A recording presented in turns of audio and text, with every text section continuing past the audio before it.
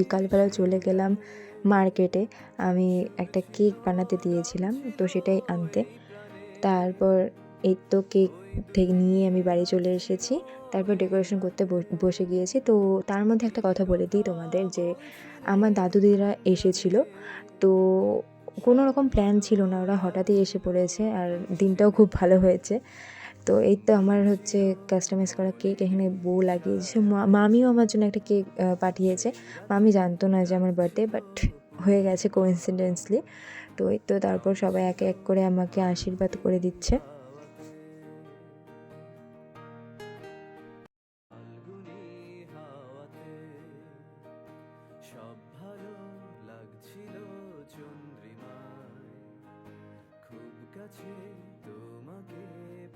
তারপর মামির দেওয়া কেকটাও আমি কেটে নিলাম। সত্যি বলতে মামির দেওয়ার কেকটা অনেক অনেক অনেক টেস্ট ছিল।